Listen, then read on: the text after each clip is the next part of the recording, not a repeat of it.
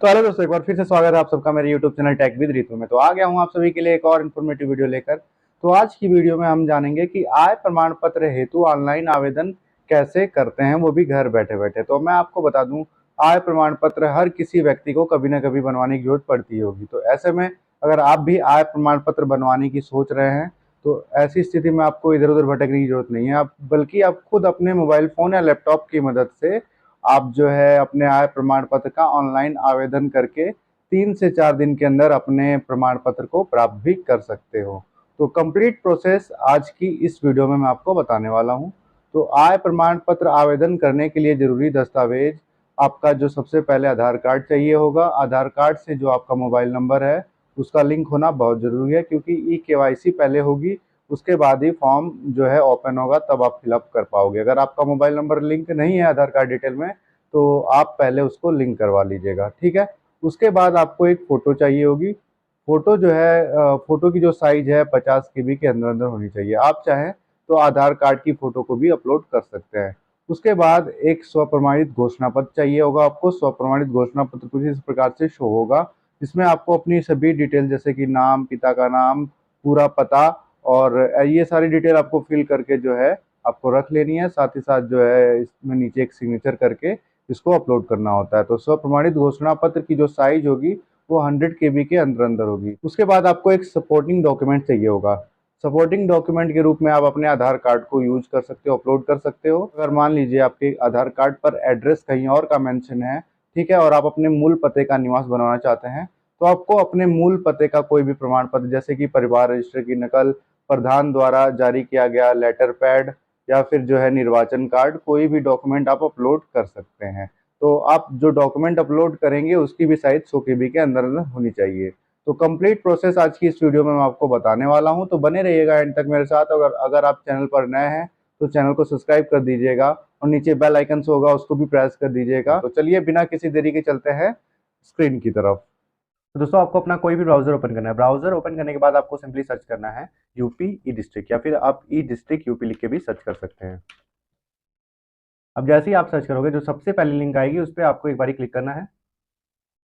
अब आप जो है ई डिस्ट्रिक्ट की ऑफिशियल पोर्टल पर आ जाओगे, ठीक है। तो पे आप देख पाएंगे यहाँ पे सिटीजन लॉगिन ई साथी का ऑप्शन शो हो रहा है। तो इस वाले ऑप्शन पे आपको एक बारी क्लिक करना है। जैसे ही आप वहाँ पे क्लिक करोगे आप जो है कुछ इस टाइप का पेज खुलकर सामने आ जाएगा, जहाँ पे आपको एक यूजर आईडी और पासवर्ड के थ्रू लॉगिन करने का ऑप्शन दिया रहेगा, ठीक है। अगर आप अभी तक इस पोर्टल पर नए हैं या फिर पहली बार आए हैं और आपने अभी कोई यूजर आईडी नहीं क्रिएट की है, तो आपको यूजर आईडी क्रिएट करने की नीड होगी। तो उसके लिए आपको क्या करना होगा, आपको सिंपली नवीन उपयोगकर्ता पंजीकरण वाले ऑप्शन पे एक बारी क्लिक करना है। अब आपके सामने जो है यूज़र आईडी क्रिएट करने के लिए एक फॉर्म ओपन हो जाएगा, जहाँ पे सबसे पहले आपको एक लॉगिन आईडी जो कि 6 से 8 कैरेक्टर की होनी चाहिए, यहाँ पे फिल कर लेनी है। आप एग्जांपल के तौर पे अपना नाम उसके साथ जो है डिजिट या फिर स्पेशल कैरेक्टर कंबाइन करके लिख सकते हो। तो यहाँ पे उपलब्धता की जांच करे वाले ऑप्शन पे यहाँ पे क्लिक करना है। जैसे ही आप क्लिक करोगे एक पॉपअप शो होगा कि यह लॉगिन आईडी प्रयोग हेतु उपलब्ध है। मीन्स मैं इस आईडी को जो है अपनी यूजर आईडी सिटीजन पोर्टल का बना सकता हूँ। तो अब ओके करना है। ओके करने के बाद यहाँ पे आप सबसे पहले आपको आवेदक का नाम फिल करना है। उसके बाद आपको आवेदक की जन्मतिथि यहाँ पे फिल करनी है, और उसके बाद आपको आवेदक के लिंग का चयन कर लेना है। लिंग पुरुष महिला जो भी होगा यहाँ पे सिलेक्ट करना है। उसके बाद आवासीय पता यहाँ पे पूरा पता फिल कर लेना है। उसके बाद आवेदक का पिन कोड यहाँ पे फिल करना है, ठीक है। उसके बाद यहाँ पे जनपद का चुनाव कर लेना है। जो भी आपका जनपद होगा आपको इस लिस्ट में से चुन लेनी है। उसके बाद फ्रेंड्स आपको अपना मोबाइल नंबर यहाँ पे फिल करना है। मोबाइल नंबर फिल करने के बाद यहाँ पे मेल आईडी जो है ऑप्शनल है, मैंडेटरी नहीं है। आप चाहें तो इसको ब्लैंक भी छोड़ सकते हो, ठीक है। उसके बाद आपको सुरक्षा कोड वाला जो यहाँ पे ये कैप्चा शो हो रहा है, इस कैप्चा को एज इट इज यहाँ सुरक्षा कोड दर्ज करे वाले बॉक्स में फिल कर देना है। उसके बाद आपको सुरक्षित करे वाले बटन पर एक बारी क्लिक कर देना है। अब जैसे ही आप वहाँ पे क्लिक करोगे आप नीचे स्क्रॉल कर आओगे और आप यहाँ पे देख पाओगे, यहाँ पे लिखा हुआ आएगा कि पंजीकरण सफलतापूर्वक हो गया है। ओटीपी आपके पंजीकृत मोबाइल नंबर पर भेज दिया गया है। तो मीन्स जो आपने मोबाइल नंबर अभी अभी फिल किया था उस मोबाइल नंबर पर ओटीपी चला गया है। तो अब आपको क्या करना है, आपको लॉगिन करना है। लॉगिन कैसे करना है, आपको ओटीपी के थ्रू ही लॉगिन करना है। जो ओटीपी आपके मोबाइल नंबर पर भेजी गई होगी उसी ओटीपी को आपको पहली बार पासवर्ड के रूप में यूज करना है। फर्स्ट टाइम आपको पासवर्ड के रूप में यूज करना है, ये चीज़ ध्यान रखिएगा। तो आपको क्या करना है, आपको सिंपली लॉगिन वाले बटन पर एक बारी क्लिक कर देना है। जैसे ही आप क्लिक करते हो तो आप जो है वापस से अपने होम पेज पर आ जाओगे, ठीक है। तो यहाँ पे जो आपने यूज़र नेम क्रिएट किया था उस यूज़र नेम को आपको यहाँ पे फिल करना है इस वाले बॉक्स में, ठीक है। उसके बाद जो आपके नंबर पर फर्स्ट टाइम ओटीपी भेजी गई है उस ओटीपी को इस वाले बॉक्स में फिल कर लेना है। उसके बाद जैसे कि आप देख पा रहे हैं यहाँ पे कैप्चा शो हो रहा है, तो कैप्चा को एज इट इज इस कैप्चा वाले बॉक्स में फिल कर लेना है। उसके बाद आपको सबमिट वाले बटन पर एक बार क्लिक कर देना है। अब जैसे ही आप वहाँ पे क्लिक करोगे, आप देखोगे यहाँ पे पासवर्ड बदले का ऑप्शन आ गया, क्योंकि आपने ओटीपी के थ्रू जो है यहाँ पे लॉगिन किया है, तो आपको पासवर्ड बदलने की नीड होगी। तो आपके नंबर पर जो ओटीपी आई होगी, आपको फिर से एक बारी इस ओटीपी वाले बॉक्स पे फिल कर देना है। उसके बाद आपको एक नया पासवर्ड क्रिएट कर लेना है। पासवर्ड का जो है एग्जांपल यहाँ पे नीचे लिखा हुआ आ रहा है कि पासवर्ड की लंबाई कितनी होनी चाहिए और किस प्रकार से आप जो है पासवर्ड क्रिएट कर सकते हो। तो आपको इसको केयरफुली रीड कर लेना है और इसी के अकॉर्डिंग आपको एक पासवर्ड यहाँ पे स्ट्रॉन्ग पासवर्ड इस वाले बॉक्स में क्रिएट कर लेना है, ठीक है। उसके बाद आपको पासवर्ड आपने क्रिएट किया था इस बॉक्स में, आपको इस वाले बॉक्स में रिपीट कर देना है। उसके बाद आपको पासवर्ड बदले वाले ऑप्शन पर क्लिक कर देना है। अब जैसे ही वहां पे आप क्लिक करोगे, यहाँ पे कुछ इस प्रकार से लिखा हुआ आएगा कि पासवर्ड चेंज सक्सेसफुली, मींस आपका जो पासवर्ड है वो सफलतापूर्वक बदल दिया गया है, ठीक है। अब आपको वापस से वाला बटन यहाँ पे शो हो रहा है, तो इस पर क्लिक करना है। अब फिर से आप होम पेज पर आ जाओगे। तो अब आपको क्या करना है, आपको वापस से अपनी जो यूजर आईडी थी जो आपने क्रिएट की थी यहाँ पे फिल करना है, और आपने जो पासवर्ड अभी भी चेंज किया था उस पासवर्ड को इस पासवर्ड वाले बॉक्स में फिल कर देना है। उसके बाद आपको ये जो कैप्चा शो हो रहा है इस सुरक्षा कोड वाले बॉक्स में फिल करना है। उसके बाद आपको सबमिट वाले बटन पे एक बारी क्लिक कर देना है। अब आप जो है सक्सेसफुली यहाँ पे लॉगिन हो गए हो। तो पोर्टल का जो इंटरफेस है कुछ इस टाइप से होगा, जहाँ पे आप देख पाएंगे कई सारी सर्विसेज यहाँ पे देखने को मिल जाएंगी, जैसे जात प्रमाण पत्र हो गया, हिंदी अंग्रेजी दोनों, आय प्रमाण पत्र हो गया, निवास हो गया, दिव्यांग हो गया, ऐसे करके कई सारी सर्विसेज यहाँ पे देखने को मिल जाती हैं।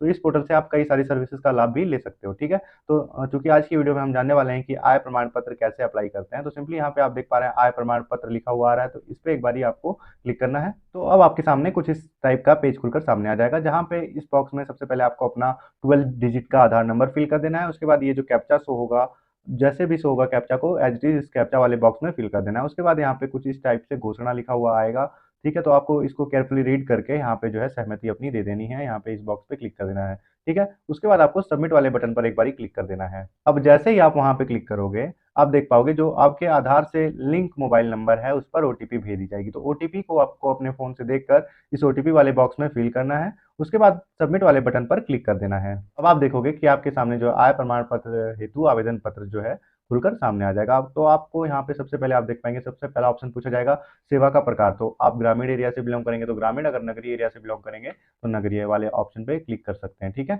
उसके बाद यहाँ पे प्रार्थी का नाम हिंदी में शो होगा, तो प्रार्थी का नाम आपको फिल करने की जरूरत नहीं है, वो आधार के द्वारा ऑटोमेटिकली फैच कर लिया जाएगा, ठीक है।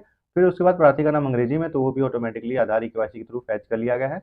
उसके बाद आपको यहाँ पे नीड होगी पिता, पति या अब्लिक संरक्षक का नाम। तो आप पिता या पति का नाम यहाँ से सिलेक्ट कर लेना है कि आप पिता का नाम देना चाहते हो, अगर आप फीमेल हो अपने पति का नाम देना चाहते हो, या फिर आप संरक्षक का नाम देना चाहते हो, तो आपको यहाँ से सिलेक्ट कर लेना है। उसके बाद उनका नाम यहाँ पे इस बॉक्स में फिल कर देना है। उसके बाद आपको माता का नाम यहाँ पे फिल कर देना है। उसके बाद यहाँ पे मकान नंबर ऑप्शनल है, अगर आपको मालूम है तो आप फिल कर सकते हैं, नहीं तो इसे ब्लैंक छोड़ सकते हैं। उसके बाद आपको यहाँ पे अपना मोहल्ला पोस्ट फिल कर देना है, ठीक है। उसके बाद आप देख पाओगे यहाँ पे जनपद का ऑप्शन आ जाएगा, जनपद आपका जो है आपने रजिस्ट्रेशन के वक्त सिलेक्ट किया था वही शो होगा।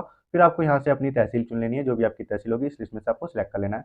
उसके बाद आप देखोगे कि यहाँ पे ग्राम, तो इस जब से ही आप तहसील चुनोगे तो आपके तहसील के अंडर जितने भी ग्राम सभा होंगे सबकी लिस्ट खुलकर सामने आ जाएगी। तो इस लिस्ट में से आपको अपने ग्राम का नाम चुन लेना है, ठीक है।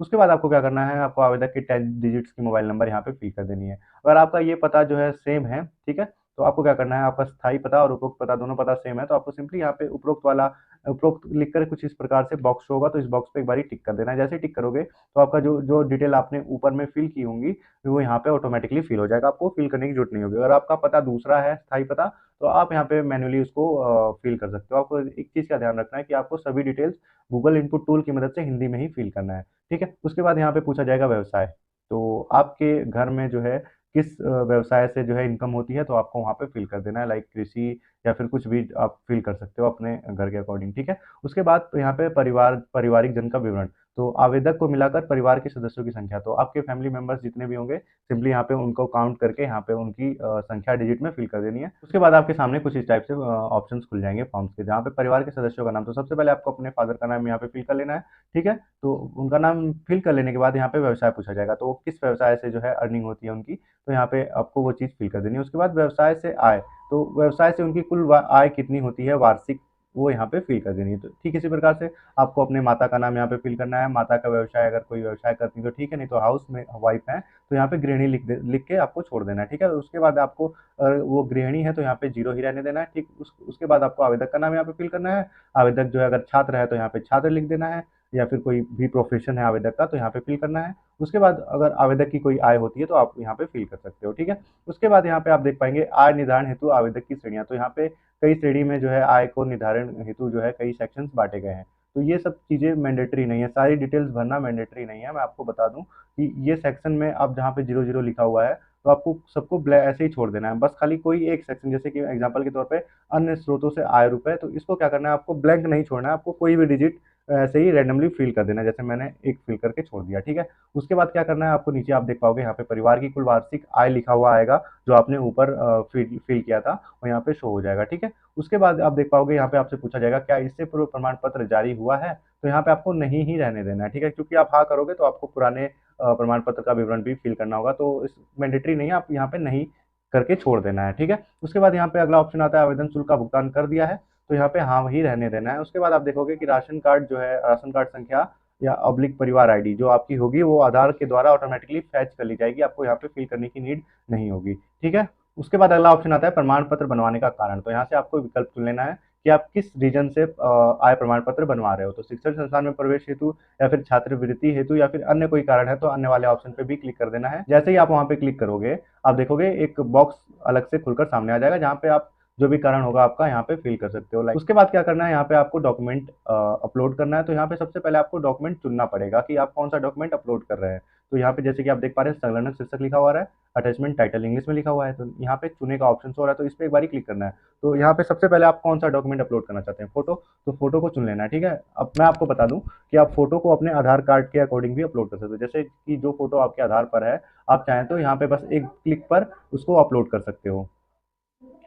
जैसे हमने एक बार क्लिक कर दिया, यहाँ पे देखिए हमारी जो आधार की फोटो है ऑटोमेटिकली अपलोड हो चुकी है। अगर आप चाहें आधार कार्ड की फोटो अपलोड नहीं करना चाहते हैं, तो आपको क्या करना है, आपको मैन्युअली यहाँ पे फोटो सेलेक्ट कर लेना है, ठीक है। फोटो सेलेक्ट करने के बाद आप यहाँ पे देख पाओगे कि कुछ इस प्रकार से यहाँ पे ब्राउज का ऑप्शन शो हो रहा है, तो ब्राउज वाले ऑप्शन पे क्लिक करना है और आपको अपनी फोटो यहाँ से मैन्युअली जो है सिलेक्ट करके अपलोड कर लेनी है। अपलोड करते वक्त एक चीज़ का ध्यान रखना है आपको कि जो आपकी फोटो की साइज होगी वो 50 KB के अंदर अंदर की होगी, और आप जो डॉक्यूमेंट अपलोड करेंगे उन सब की साइज 100 KB के अंदर होनी चाहिए, ठीक है। तो हमने फोटो अपलोड कर लिया है। उसके बाद हमें क्या अपलोड करना है, स्वप्रमाणित घोषणा पत्र। तो स्वप्रमाणित घोषणा पत्र मैंने आपको वीडियो के स्टार्टिंग में भी बताया था कि इस प्रकार से आपको फिल करना है, ठीक है। फिल करने के बाद आपको जो है अपना साइन वाइन क्रिएट करके फोटो से, अगर आपके पास प्रिंटर है तो आप स्कैन कर सकते हो, नहीं तो आप फोटो अपने मोबाइल फोन से कैप्चर करके भी अपलोड कर सकते हो। तो आपने जहाँ कहीं भी स्वप्रमाणित घोषणा पत्र अपना सब फिलअप करके सिग्नेचर वगैरह बना के रखा होगा, तो आपको सिंपली ब्राउज वाले ऑप्शन पे क्लिक करना है और अपना जो है घोषणा पत्र अपलोड कर देना है, ठीक है। फिर उसके बाद आपको क्या करना है, आपको कोई एक और डॉक्यूमेंट अपलोड करना होता है। तो आपके पास अगर मान लीजिए राशन कार्ड की 6 प्रति है तो आप अपलोड कर सकते हो, वेतन पर्ची है तो वो भी अपलोड कर सकते हो। अगर ये सब नहीं है तो सिंपली आपको अन्य वाले ऑप्शन पे एक बार क्लिक करना है। अब यहाँ पे आप देख पाओगे कि जो अन्य वाला आपने ऑप्शन चुना, तो एक अलग से बॉक्स खुलकर सामने आ गया, जहाँ पे आप विवरण दे सकते हो कि आप कौन सा दस्तावेज अपलोड करना चाहते हो। तो आप चाहें तो आधार कार्ड अपलोड कर सकते हो, परिवार रजिस्टर नकल अपलोड कर सकते हो, प्रधान द्वारा जो लेटर पैड प्रमाणित कर दिया जाता है वो भी आप अपलोड कर सकते हो। तो मेरे केस में मैं आधार कार्ड अपलोड करने वाला हूँ, तो मैं सिंपली इस प्रकार से आधार कार्ड लिख दूंगा। उसके बाद मैं ब्राउज वाले ऑप्शन पे क्लिक करूंगा, मैंने जहाँ भी आधार कार्ड रखा है मैं यहाँ से अपलोड कर लूंगा। तो आपको भी कुछ इसी प्रकार से अपलोड करना है, ठीक। तो दोस्तों जैसा कि आप देख पा रहे हैं, हमने सभी डॉक्यूमेंट्स अपलोड कर लिया, आपको भी डॉक्यूमेंट कुछ इसी प्रकार से अपलोड कर लेना है, ठीक है। उसके बाद आपको दर्ज करे वाले बटन पर एक बारी क्लिक कर देना है।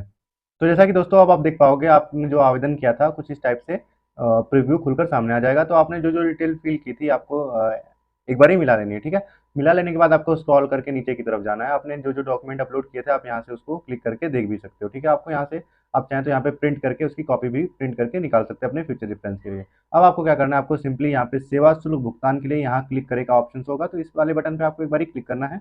अब आपके सामने कुछ इस प्रकार से पेमेंट गेटवे खुलकर सामने आएगा। तो सबसे पहले आप यहाँ पे आप देख पाओगे आपका जो आवेदन क्रमांक है यानी कि एप्लीकेशन नंबर है सो होगा, तो आपको सबमिट वाले बटन पर क्लिक करना है। सबमिट वाले बटन पर क्लिक करने के बाद आपको प्रोसीड विद पेमेंट वाले ऑप्शन पर क्लिक करना है। उसके बाद एक पेमेंट गेटवे का इंटरफेस शो होगा, जहाँ पे आप देख सकते हैं नेट बैंकिंग के थ्रू पेमेंट कर सकते हैं, डेबिट कार्ड के थ्रू पेमेंट कर सकते हैं, क्यूआर के थ्रू भी पेमेंट कर सकते हैं, ठीक है। और यूपीआई के थ्रू पेमेंट कर सकते हैं। तो इन 4 मेथड से आप पेमेंट कर सकते हो।